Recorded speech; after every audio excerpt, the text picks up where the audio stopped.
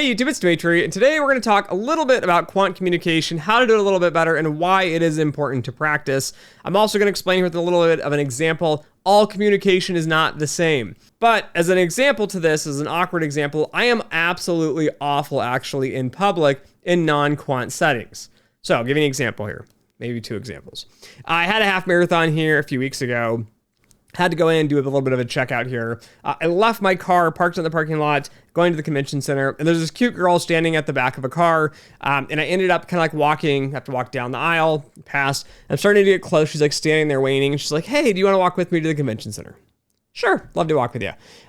So we start to walk, we check our cars, and we're walking there, and as this process is going, I'm awkwardly trying to figure out in my head, what question do I ask next?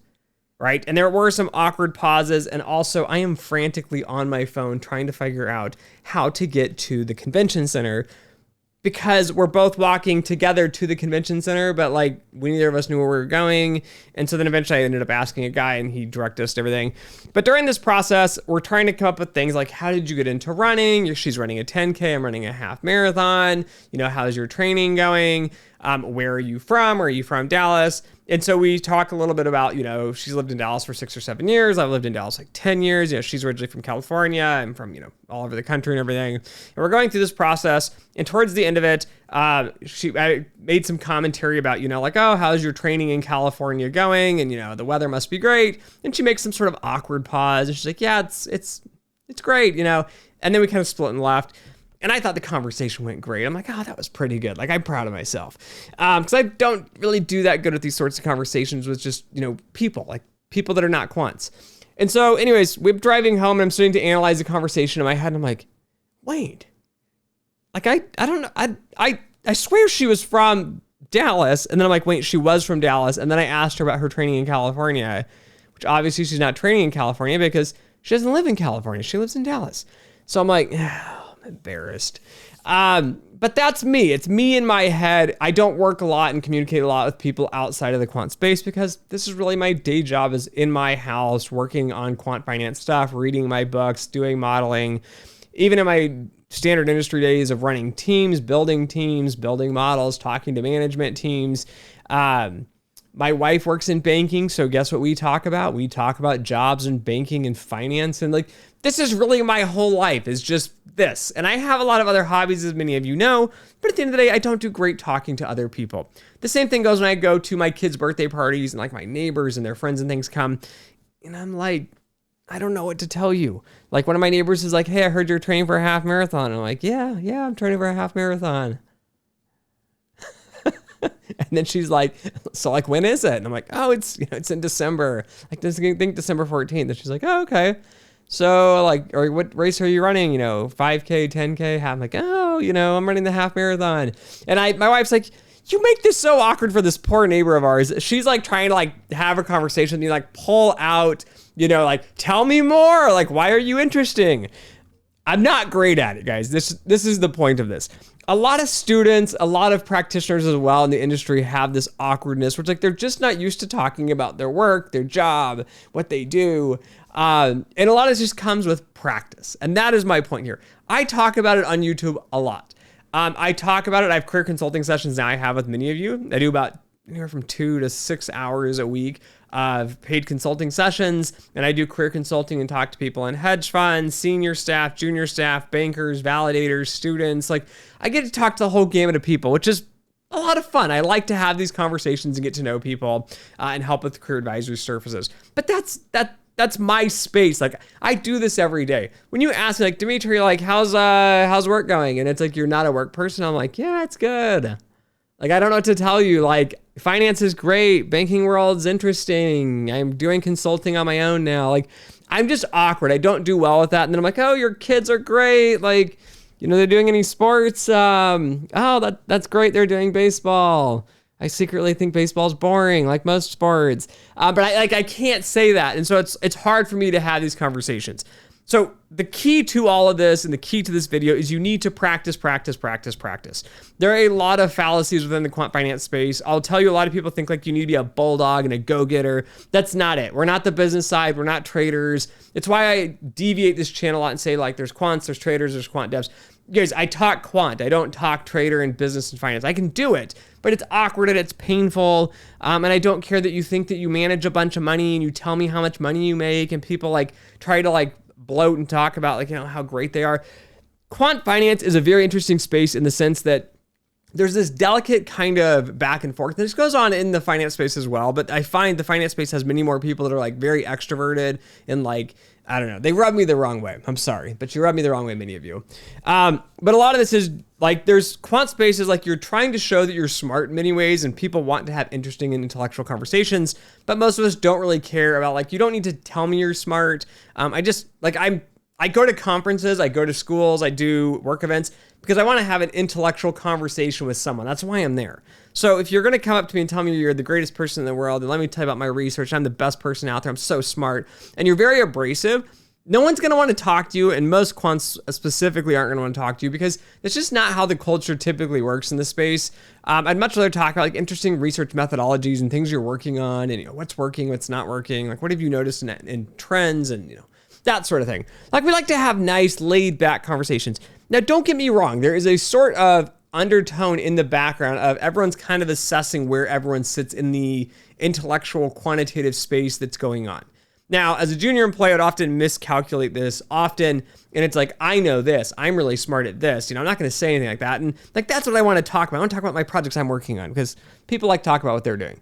But at the same time, like I'd realize like, oh, that person doesn't seem very quantitative.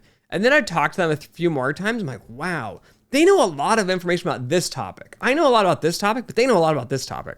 And understanding the uniqueness, I think, is what makes quant so interesting, is our backgrounds are so diverse. It's often this weird kind of place of like trying to determine like, are we going to have an interesting conversation? But more importantly, how do I get to that place? Asking what someone's working on, asking about their research, their, you know, those sorts of things around work. For me, that's, I think, where a lot of people struggle a lot, but that's how you build out careers. Within the finance, the management side of it, their goals and their aspirations are often very different. They're trying to make profits and increase efficiencies. It's the goal of management, manage employees. But they like to talk about more like the business and the industry and like the bigger picture things on the management side. And the quants like to talk about more quantitative things. And personally, I just like to talk about quantitative things in general. I will tell you, a lot of us are socially awkward. It's just what happens when you like to do math and run solo a lot of times. Just tends to be a lot of us that do that. Doesn't mean everyone does, but there's a lot of us that do. And because of that, it's very awkward also to talk about ourselves. Like I love to talk about my research, what I'm working on, those sorts of things. But it's often very hard for me to talk about like who I am and what I'm specifically like. For example, what I did when I was the head of, you know, data or quantitative risk and research at Agora Data is very easy for me to talk about. Or when I was the associate director or the director of a validation team, that's easy to talk about. But saying like, Dimitri, what are you currently working on?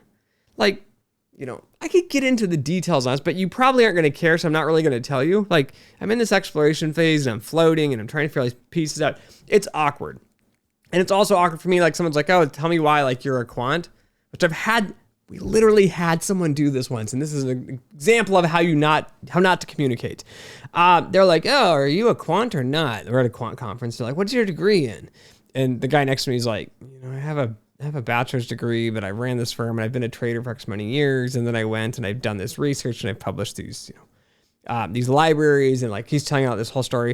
And the guy's like, huh, okay. He's like, and what about you? Are you a quant? And I'm just scratching my head like, this guy's like 50.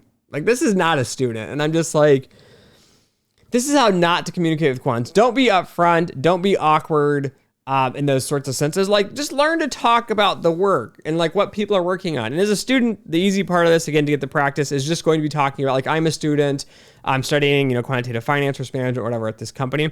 And then you probably don't have that much to talk about. I'm not going to lie. You're not going to have that much to talk about unless you have a research project. And even then, don't get overboard and tell them all about your research project and run over the conversation. You know, gain information from them. There's going to be more of a flow from senior staff to juniors because you're going to want to learn more about what they're doing, what their research is, what their team is, what's their daily life like, what are the skills that are needed, that sort of thing. that makes the conversations much more easy for them and for you, and you can learn a lot. But in general, a lot of this just takes practice. So just like in these social settings, for me to get better at it, I'm going to have to practice, and go to more events. My kids' birthday parties as an example, community parties, those sorts of things. Trying to get those interactions and learn more about like what people like to talk about. In general, people do like to talk about themselves. Quants are a little bit different in that sense. But again, understanding what they do, what makes them tick, what are they working on? What are their kids interested in? Like in my example on this, on the quant space with this, it's talking about like your work, your research, your interest in the space, what you do for a living, those sorts of things. Often if you ask for a little bit of advice, that's helpful as well. Things not to ask is like have them grade or judge you. I've been asked on many instances from people like, you read through my resume, like on a scale of 1 to 10, how good do you think my resume is? It's like, compared to what? Like what scale are we using in the sense of not numbers, but like what role? Like there's 1,000,001 questions. It's not an easy question to answer. And also it's very hard. It's very awkward for me to judge you because I don't know you that well. Right? It's different if I knew you for 3, 4, 5, 6, 7 years and we worked together and like we're having more of a conversation. But even then, it's an awkward question to ask. So don't be so forward with people. I'm going to tell you that as well.